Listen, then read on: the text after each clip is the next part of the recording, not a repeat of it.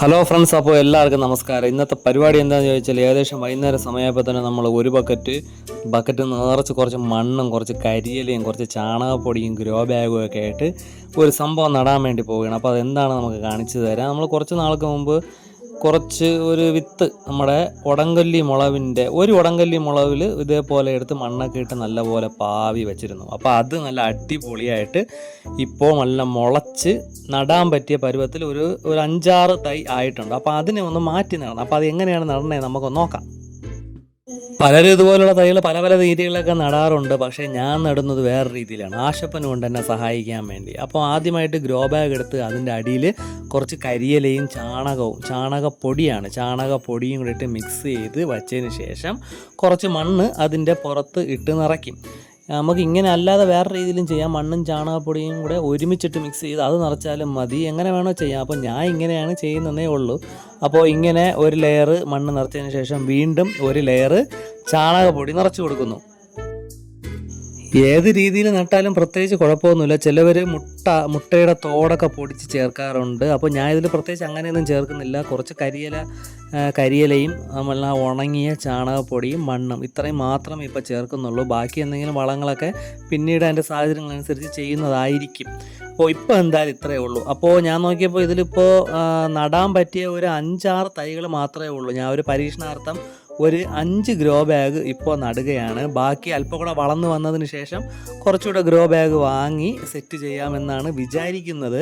അപ്പോൾ ഉടങ്കല്ലി മുളവിനെ പറ്റിയാണെങ്കിൽ ഉണ്ടമുളവ്, മാലിമുളവ് അങ്ങനെയൊക്കെ പറഞ്ഞ് ഒരുപാട് പേരുകൾ പറഞ്ഞ് കേട്ടിട്ടുണ്ട്. അപ്പോൾ അത് വെച്ച് ചമ്മന്തി അരച്ച് മീൻകറിയുടെ കൂടെയൊക്കെ അരച്ച് കഴിച്ചവർക്ക് അതിൻ്റെ ടേസ്റ്റ് കറക്റ്റായിട്ട് അറിയായിരിക്കും. നല്ല കിടിലൻ ടേസ്റ്റാണ്.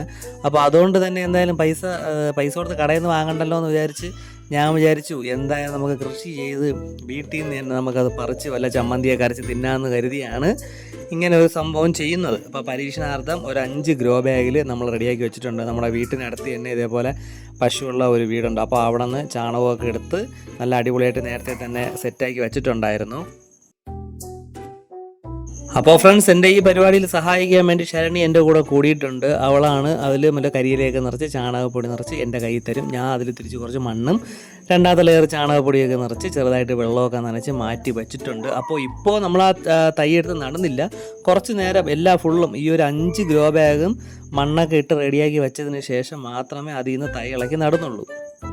അതുപോലെ ഫ്രണ്ട്സ്, ഇതിൻ്റെ വിത്തുകൾ മുളപ്പിച്ചെടുക്കാൻ വേണ്ടി ചെയ്തൊരു പരിപാടി എന്ന് പറഞ്ഞാൽ നമ്മളൊരു വീട്ടിൽ പോയപ്പോൾ കുറച്ച് ഉടങ്കല്ലി മുളക് കിട്ടി. അപ്പോൾ അതിൽ നിന്ന് ഒരു മുളക് മാറ്റി വെച്ച് അതിൽ നിന്ന് കുറച്ച് വിത്തെടുത്ത് വെറും മണ്ണ് ഇതേപോലെ ബേസിനിലിട്ട് വിത്ത് അതിലോട്ട് പാവി വെള്ളം ഒഴിച്ചു കൊടുത്തു. അപ്പോൾ മുളച്ച് വന്നു. പ്രത്യേകിച്ച് ഒരു വളവും ചേർക്കാതെയാണ് ഇതൊക്കെ നമുക്ക് കിട്ടിയിട്ടുള്ളത്. അപ്പോൾ നമുക്കിനി ഈ തൈ അല്പം അത്യാവശ്യം അതിൽ വളർന്ന തൈകളെടുത്ത് നേരെ നമുക്ക് ഈ ഒരു 5 ഗ്രോ ബാഗിലോട്ട് നടാം. അതിനായിട്ട് ഞാൻ വിരൽ വെച്ച് ഇതേപോലെ ജസ്റ്റ് ഒരു കുഴിയാക്കി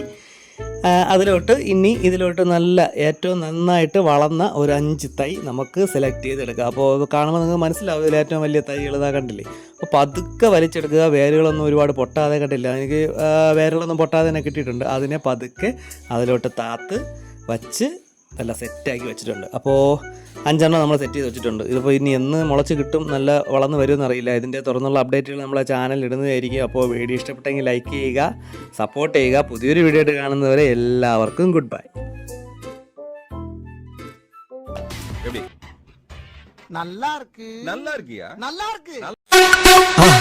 மறக்காம சர்ப்ரைஸ் பண்ணுங்க.